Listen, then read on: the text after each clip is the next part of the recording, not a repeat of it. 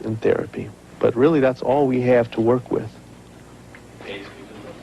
For Ella Martin, the end of this case is like many others in dependency court, a bittersweet victory. Yes, I won the case, but I felt the cost was rather expensive. I do not like hurting children, and in this case, the child was molested by her father, and I felt that the system had re-molested her again.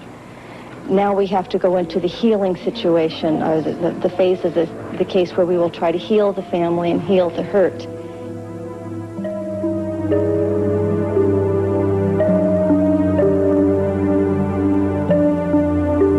We may not have all the answers for healing abusive parents, but we have come a long way since Mary Ellen first cried out.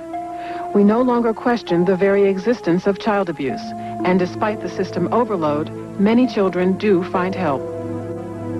Yet for all the attention to the issue over the last 25 years, the amount of violence against children remains deeply disturbing. You cannot stop child abuse or effectively protect children by waiting always until the problem is so serious that it can be defined by law as a case that warrants a Child Protective Services response. Those are all cases beyond real, effective rehabilitation intervention.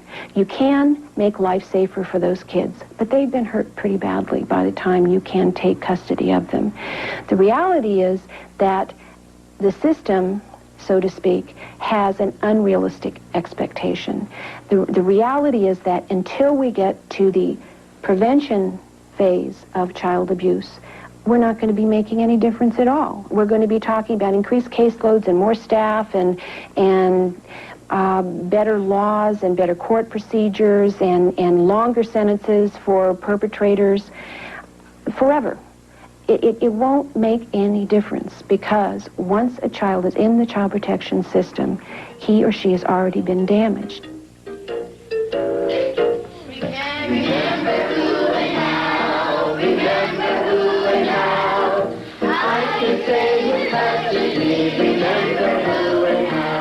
I believe we're attempting to empower children by giving them that initial right to say no. When I was a child, I was abused sexually. And I never even came into my mind that I could look at an adult, look at him in the face and say, no, don't touch me in that way. Maybe think about what kinds of touches you like and kinds of touches you don't like, or those that maybe even confuse you. There may be a growing emphasis on parents' rights in courtrooms, but in classrooms nationwide, children are being taught about their right to live abuse-free. No, I don't like Growing Up Safe is a state-supported program sponsored in this Whittier classroom by the Intercommunity Child Guidance Center. For instructor Thelma Guzman, this is frontline prevention. I can say who touches me, and how they touch me. Good. The idea is to give the children permission to trust their own feelings. Give the children permission to say, I don't like this. This is not right for me. What kind of secrets would not be okay to keep? Somebody touches you in a way that you don't like, and then they say keep it a secret.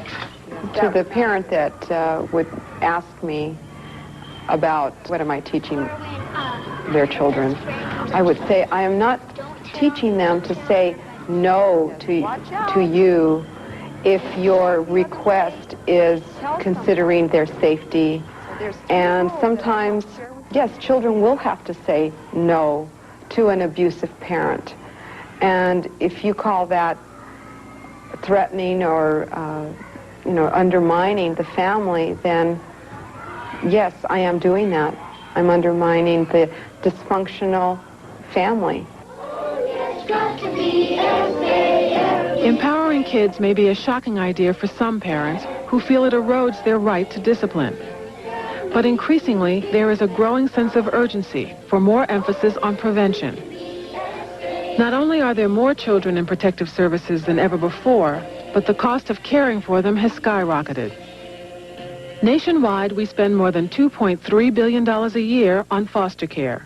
If a child is in a group home or institution, it can cost up to $6,000 a month. In contrast, according to the Los Angeles Interagency Council on Child Abuse and Neglect, prevention programs are far less expensive, often averaging less than $1,000 a year for a single child. They point to programs that identify high-risk parents during the prenatal period and parenting classes in schools. But most important, they say, are more services for families. Here, it can make the difference between a battered child and a healthy child. Get the ball out of the way. A year ago, Ivan and Susan Jenner were desperate for help. They have 2 sons, but it was 3-year-old Victor whose aggressive behavior pushed his parents to the edge of abuse. The Jenners felt out of control. It was hard to get him to do what I wanted him to do. And he was getting me angry. And I didn't know how to deal with that anger that I was feeling towards him just because he wanted to have his way. When Susan would get very frustrated with Victor, and Victor would get frustrated with her, because she would sort of get at the same level of emotion as him, I would then react to the child as if he was her, as if he was another adult. And then I would just blast him. Chuck, thank you. But why did I say please? Oh, I'm sorry. Stupid guy. I do forget. Then here's a check. Can I borrow the check, please? Thank you. Okay, now we... After a long search, Susan found the Children's Bureau of Los Angeles, a private, non-profit organization with a unique program that sends social workers into the family home. Makungu Akinyela worked with the Jenners for 6 months. Going into the home, we can objectively see what's going on in the family, see the dynamics of the family, and we can also be examples of positive parenting. We can model positive parenting, positive communication between family members, and because we kind of become a part of the family setting, we're not seen as an outsider so much. They're on a pretty good pattern now, a good schedule. I found out that by explaining things to my son before they were going to happen really helped me a lot in getting him to do what I wanted.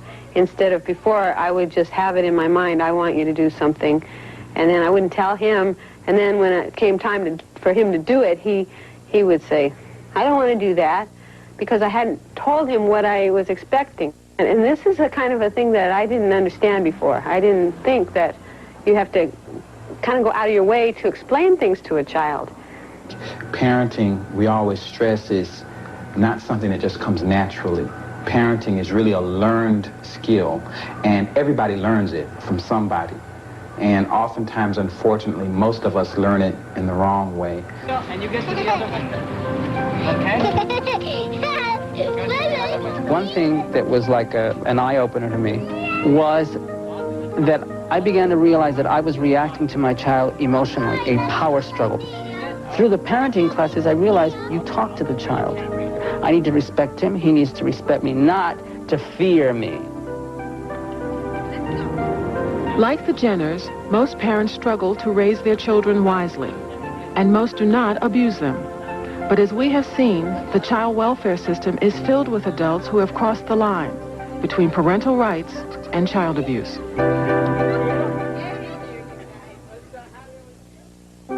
So what will it take to end this violence against children? Are we forever prisoners of rediscovery, each generation redefining the limits of family sanctity and the very definition of child abuse? It is a pattern that keeps us struggling to do the near impossible, to heal children after they have been abused. Perhaps, as some suggest, the solution lies in a greater commitment to prevention, not simply to help abusive families, but to make better parents. Yet so far, we have been unwilling to pay for these programs on a large scale. Critics say it's because it's hard to see the results. You can count the abused children who wind up in the system, not the lucky ones who stay out of it. But if we want child abuse stopped or minimized, we have to make some serious choices. Pay the price or live with the consequences of damaged children growing up to be damaged adults. For California Stories, I'm Celeste Durant. I can say